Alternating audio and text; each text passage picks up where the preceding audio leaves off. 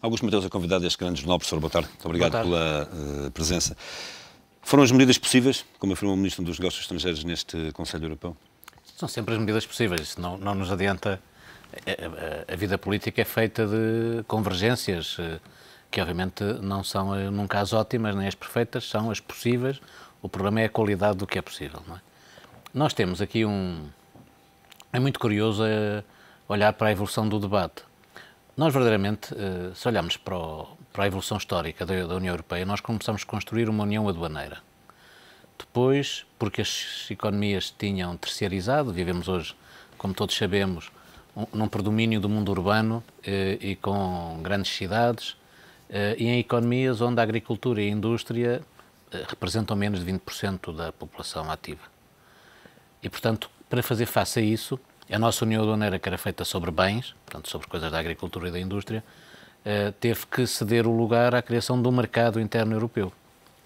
Digamos, grande projeto para 1992. Por outro lado, o processo da Constituição Europeia faz todo numa lógica de articular aprofundamento com alargamento. Começamos com 6, vamos a caminho de 28 e depois, eventualmente, mais. E, portanto, quando alargamos, tornamos a realidade mais heterogénea, mais diversa. E, portanto, precisamos de fazer aquilo que é convergir os países menos desenvolvidos para uma posição mais próxima dos mais desenvolvidos. Para quê?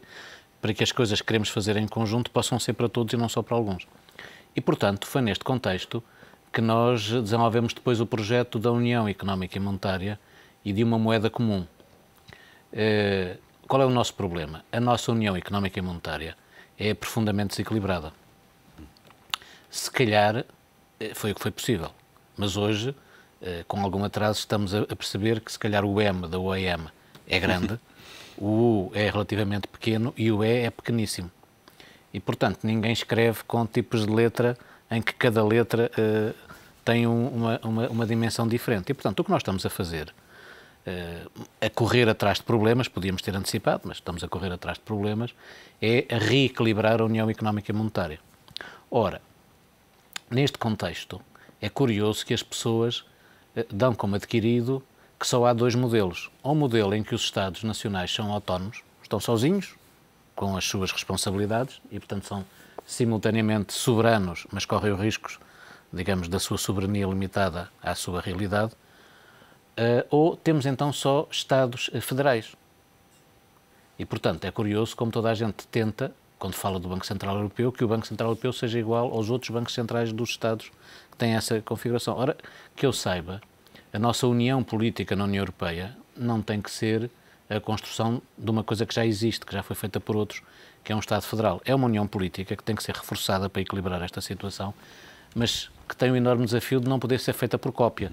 Ainda hoje, curiosamente, José Maria Aznar, numa entrevista exclusiva ao ETV, diz justamente isso, que a solução não passa por um incremento do federalismo do CUR, passa acima de tudo pelos países... Pelo incremento da união política, porque a Europa é uma união de Estados, é uma união de povos, é uma união de regiões, é uma união de cidades, e, portanto, nós estamos a construir algo que não existe. E para termos sucesso temos de saber construir uma coisa que vale a pena. E, portanto, não há aqui, digamos, um referencial de cópia. E o problema que nós temos é um problema de equilíbrio. Nós temos uma política económica que não está ajustada.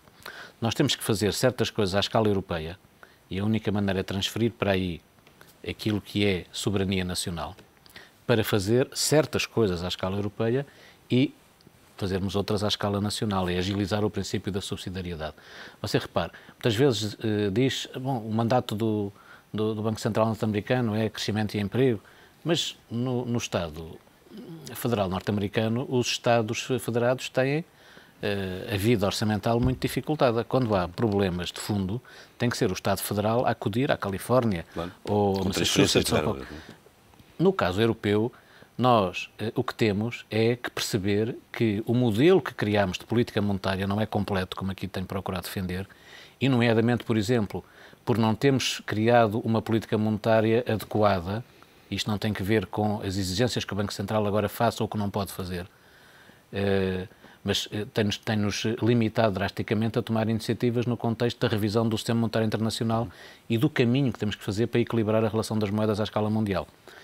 Por outro lado, você também já passou hoje aqui uma peça que mostra que há preocupações da solidez microeconómica dos bancos, que obviamente corresponde a dificultar a vida aos resultados macroeconómicos da política monetária, porque a solidez microeconómica retira a liquidez da economia. E, portanto, nós temos que reequilibrar macroeconomicamente a nossa política. Temos que pedir à política monetária que faça mais pelo valor externo do euro, que tenha uma opção sobre o valor externo do euro. Temos que ter capacidade de ter política macroeconómica que saiba que no momento atual o nosso principal problema é o desemprego e é o reequilíbrio das contas financeiras de todos os agentes económicos, famílias, Estados, empresas, bancos, e só isso é que faz crescimento económico. E, portanto, que não podemos continuar com um orçamento europeu que tem 1% da riqueza gerada e, portanto, é este reequilíbrio que está em cima da mesa. Dir-se-á, a narrativa atrativa é a narrativa quando nós não percebemos bem o que está a passar, vamos àquelas coisas que se dá para tudo. Quem tem coragem, quem não tem, quem fala grosso, quem fala fino, enfim, esse tipo de coisas. Isso não adianta rigorosamente nada, nem sequer qualifica para qualquer espécie de debate. O que nós temos é que perceber que esta cimeira tomou algumas posições que só são compreensíveis se outras forem tomadas a seguir. Se não forem tomadas outras a seguir, elas não produzirão uma solução, mas se elas forem encaixadas com outras medidas, se nós formos capazes de fazer alguma progresso do ponto de vista da União Económica, se, por exemplo, pusermos em cima da mesa que há certos bens e serviços públicos que alguns são planetários e temos que nos entender à escala planetária, muito provavelmente no quadro das Nações Unidas, que deve ser valorizado para esse efeito. Outros são de escala europeia, como, por exemplo, voltar a dar vida ao mundo rural e à paisagem rural como património que, obviamente, nos pode permitir criar outro tipo de riqueza que já não baseada exclusivamente na produção de bens agrícolas. Se olharmos com rigor para o que está a acontecer às nossas cidades e aos seus centros históricos que precisam de uma fortíssima revitalização, nós podemos chegar à conclusão que aí, juntamente com problemas de segurança, com problemas ambientais, nós podemos ter um conjunto de bens e serviços da natureza europeia que requerem uma base europeia de governo e que eventualmente legitimariam a emissão de títulos de dívida pública suportados à escala europeia. Não se pode ter títulos de dívida pública à escala europeia para financiar incongruências nacionais. Incumpridores, claro. Não é? E, portanto, se nós entendemos esta cimeira como tendo tomado algumas medidas que vão em direção à redução do risco moral no comportamento dos Estados nacionais, e percebemos que uma próxima cimeira pode fazer muito mais por aumentar o U, aumentar sobretudo o E, e dar um fator de qualidade ao M que, sendo grande, não tem qualidade total, nós estamos a caminho de uma solução que permitiria aos países que tiveram desequilíbrios mais profundos, como é o caso de Portugal, retirarem daí um auxílio para poderem ter as tais melhores condições para desenvolverem as suas políticas de austeridade. Porque o grande problema é que a austeridade e o crescimento são cara e coroa de uma mesma moeda. Claro. E você tem a cara e a coroa separadas. Tem as pessoas que só gostam da cara, as pessoas que só gostam da coroa, como se isto pudesse fazer sem ser em grande concertação nas duas realidades. E, portanto, nós vamos ter que melhorar drasticamente a nossa política económica e vamos ter que tomar as decisões.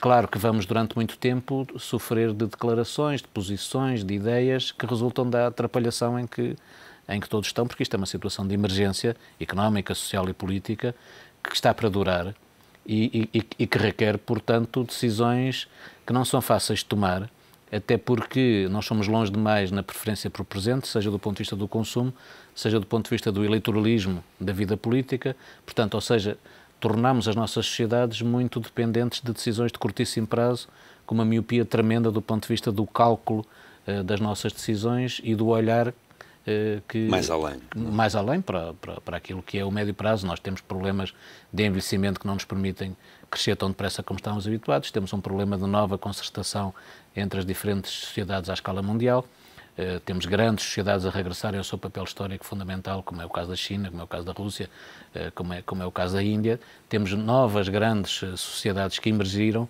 para além do chamado mundo novo da Oceania, temos o Brasil, portanto, temos coisas completamente novas.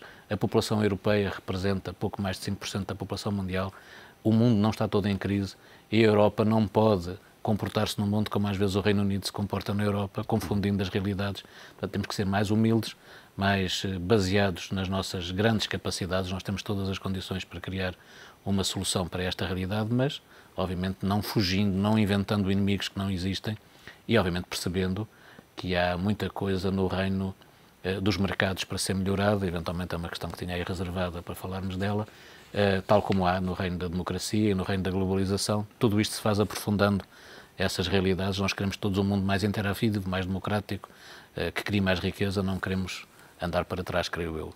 De que forma é que interpreta estas declarações feitas hoje em Berlim pelo Presidente do Banco Central Europeu, no sentido de que, bom, afirmou claramente que o programa de compra de obrigações não é eterno? O que o Governador do Banco Central Europeu disse é uma coisa que pode ser interpretada, dita como é dita, tal como a anterior conferência de imprensa tem várias interpretações, mas isso é o que é.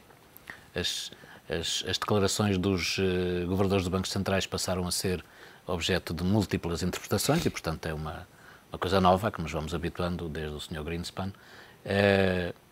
Mas, no essencial, o que ele está a dizer é basicamente o seguinte: nós temos um mandato legal, constitucional.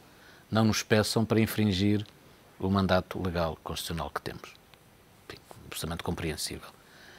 E depois tem dito coisas que podem ser interpretadas da seguinte maneira: se estamos a criar uma solução, essa solução pode comportar, como eu aqui expliquei, um conjunto de medidas que têm que ver com o Banco Central Europeu.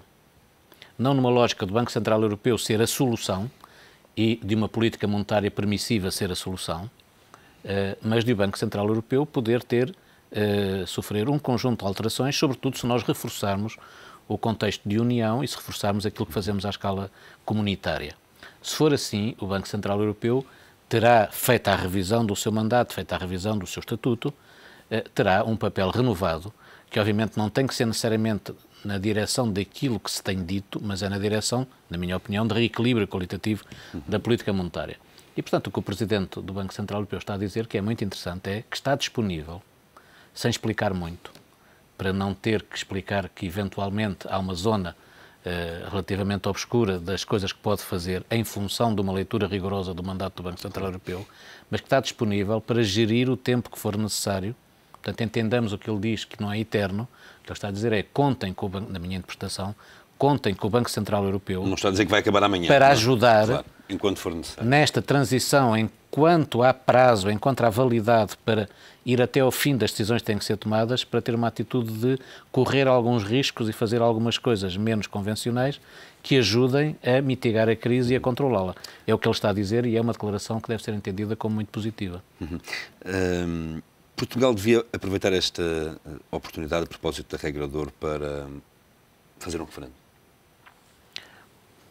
O problema é basicamente este. Nós não estamos numa época de tranquilidade em que podemos chamar a população a tomar posição calmamente sobre matérias de arquitetura da nossa União Europeia.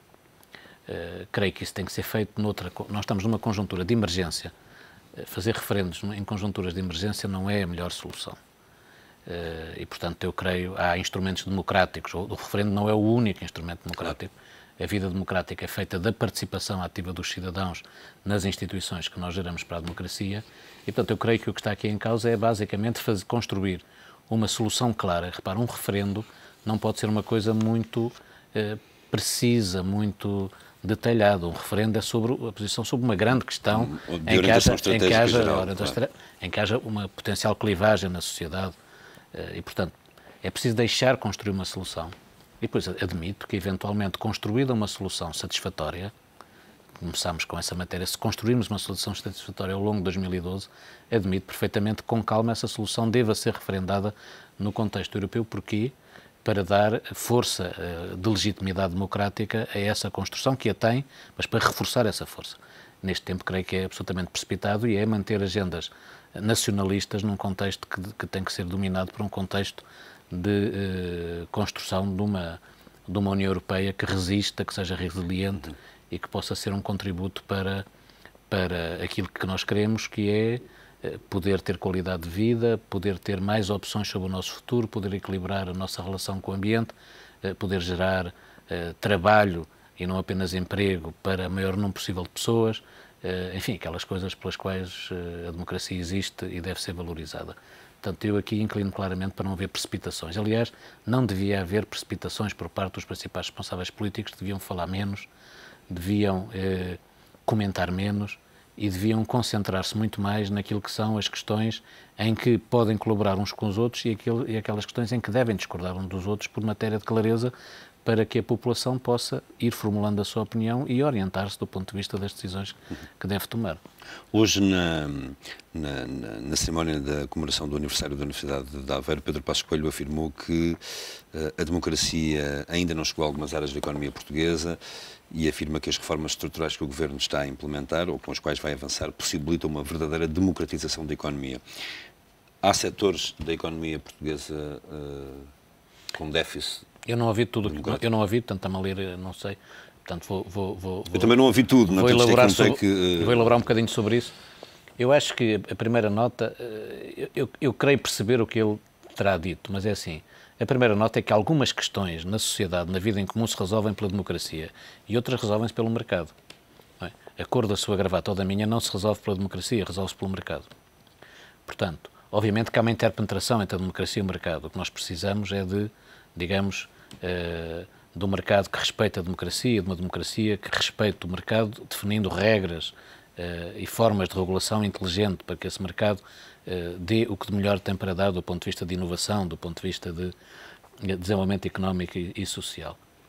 Agora, o mercado tem que ser aberto, tem que possibilitar, os cidadãos, os consumidores, têm que ter mercados completos, não podem ter mercados em que não existam coisas que eles necessitam.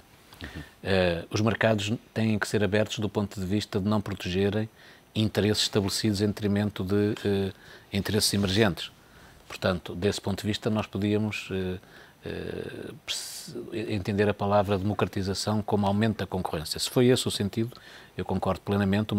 Nós temos ainda laivos de corporativismo no nosso mercado, temos ainda alguma proteção excessiva de interesses estabelecidos em detrimento de interesses emergentes e quando nós pretendemos que uma economia seja mais inovadora, se abra mais, o grande problema da economia portuguesa é a abertura, é a viragem para o mercado global, é aproveitamento das relações específicas que nós temos, culturais, económicas, sociais, políticas, com grandes economias que estão a crescer muito, e isso requer, obviamente, maior concorrência. Se pudermos entender isso por maior abertura como democratização, enfim, concordaria. Quais é que são os setores específicos onde, de facto, essa abertura é mais premente? São basicamente todos aqueles que têm que ver com a disponibilização com segurança e qualidade e as regras do jogo, a regulação tem um papel muito importante, num conjunto de bens e serviços que são infraestruturais e que podem, digamos, empurrar a economia para muito mais eficiência. Tem que ver com coisas como energia, não é? Há depois outras realidades onde haverá zonas que podem ser completamente abertas à concorrência do meu ponto de vista e outras em que não. Alguns recursos estratégicos, mas estratégicos por causa de relações que têm que ver com a qualidade de vida e o ambiente e não por razões económicas. Não é? A estratégia e razões económicas têm que ver com a criação de riqueza com base no conhecimento e essa não reserva setores, não há uns mais importantes do que outros, eu posso aplicar conhecimento em qualquer atividade económica. Portanto, eu diria que, digamos, há muitos setores onde a regulação se deve fazer numa lógica de concorrência e onde eu não ganho nada em ter um único operador ineficiente, a não ser quando tenho formas de integração vertical que são absolutamente fundamentais, ou monopólios laterais, onde então eu devo ter regras de regulação que não estimulam a concorrência, porque ela seria negativa para os consumidores, mas estimula uma regulação desse monopólio natural ou dessa concentração do mercado, exigindo a esses operadores que operem com ganhos permanentes de eficiência que são pré-fixados e que os obrigam a inovar ou a perder dinheiro e, portanto, e dar condições para que eles possam fazer essa inovação. Enfim, há muitos mercados desse tipo, mas no essencial, mesmo repare, você continua com uma situação em Portugal muito difícil de explicar, que é fácil criar uma empresa por €1 no minuto, sendo altamente duvidoso que nos interessem empresas com um capital de €1. as empresas portuguesas nascem com um capital inferior ao que deviam nascer e, portanto, eu nunca compreendi esta voragem da facilidade de criação de empresas. Claro que não devemos demorar muito tempo a criar uma empresa, mas 2, 3 semanas para criar uma empresa é perfeitamente aceitável e deve haver regras que induzam as empresas a ser criadas com mais capital, com mais capacidade técnica, porque grande parte dos problemas que nós temos advêm dessa insuficiente. As empresas portuguesas não nascem com grande qualidade e por isso morrem muito ao 3º ano de vida. Por outro lado, a morte das empresas continua a ser muito difícil e, portanto, se nós agilizarmos aquilo que é a criação e a morte das empresas, porque o desenvolvimento económico não se faz a partir do que existe, faz com uma boa gestão desta demografia empresarial e, sobretudo, criando empresas que são melhores do que aquelas que morrem e criando mais emprego e mais trabalho do que aquele que desaparece com a morte das empresas.